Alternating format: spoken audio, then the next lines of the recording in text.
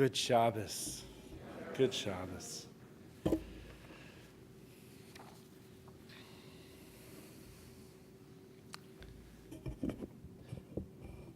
In my Torah portion, Parshat Vayikra, we begin to read the book of Leviticus.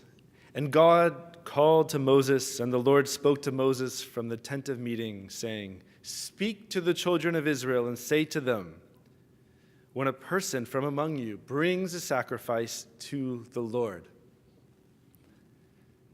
I'm having deja vu.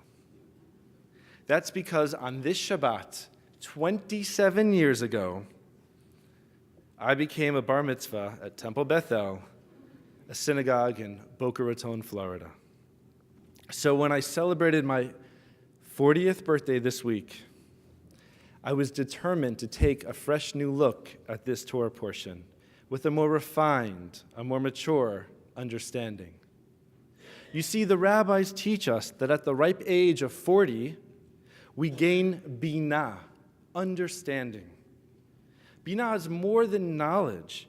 It's a second stage of an intellectual process, a deeper, heartfelt understanding. Bear with me, I've only had this binah, this understanding, for about 3 days now. And yet with this understanding, I do believe I understand my Torah portion in a whole new light. Whereas once I thought the sacrifices in this parsha were about giving up something, I understand now that this word sacrifice means to make sacred. A sacrifice is something you make holy by offering it to a sacred purpose. And now, with my new understanding, I can see in these ancient rituals an eternal wisdom.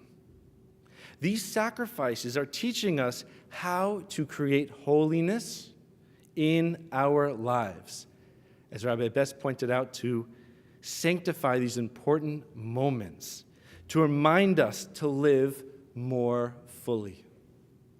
Maybe that's why 100 out of the 613 commandments deal with the sacrifices in the temple.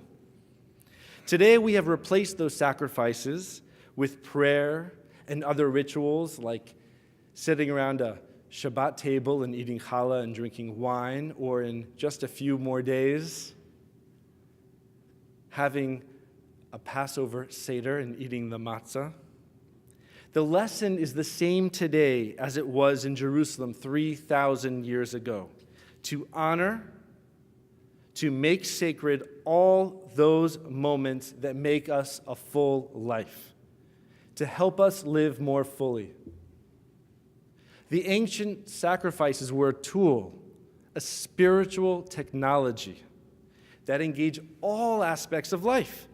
Sacrifices were prescribed for life cycle events, birth, death, moments of overwhelming gratitude, and moments of immobilizing guilt and shame.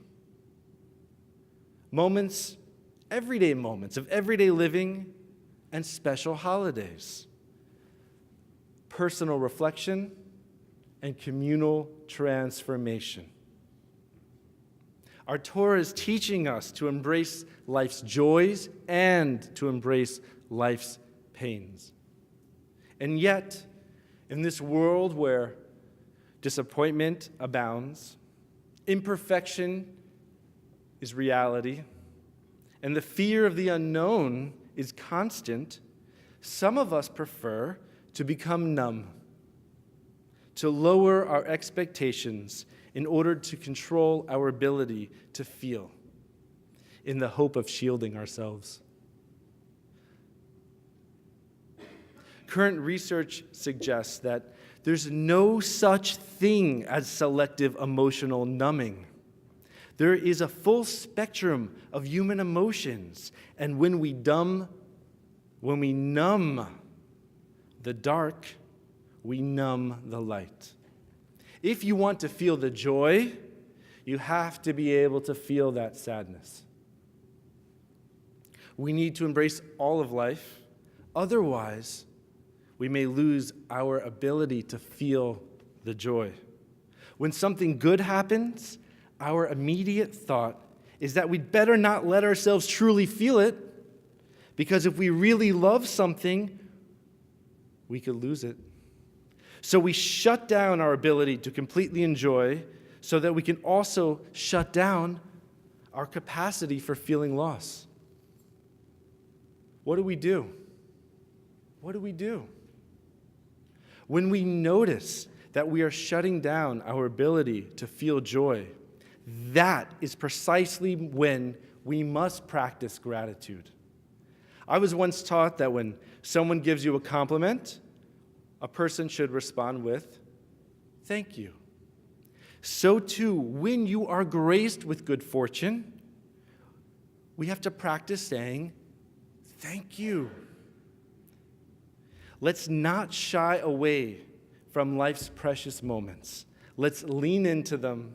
Let's hold on to them by practicing gratitude. This concept is not just the current approach found in books on the New York Times bestseller list. It is actually found in our Torah, in the book of Leviticus, particularly in the Korban Todah, the thanksgiving offering, the sacrifice given where you say Todah, which in modern Hebrew means thank you. This Jewish ritual urges us to live more fully, to practice gratitude in a formalized manner. The Thanksgiving offering included wine and 40 loaves of bread.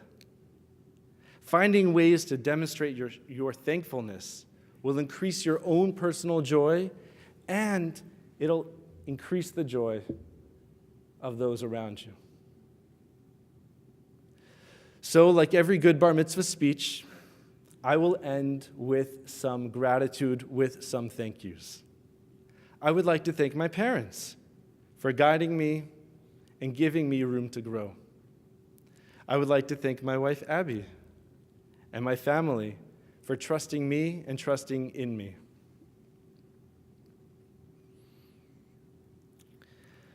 I would like to thank my friends, my students, my congregants, my colleagues, my rabbis, Rabbi Bess, Rabbi Micah, Rabbi Katie, here at Temple Israel, for giving me the opportunity to teach and learn with them and from them.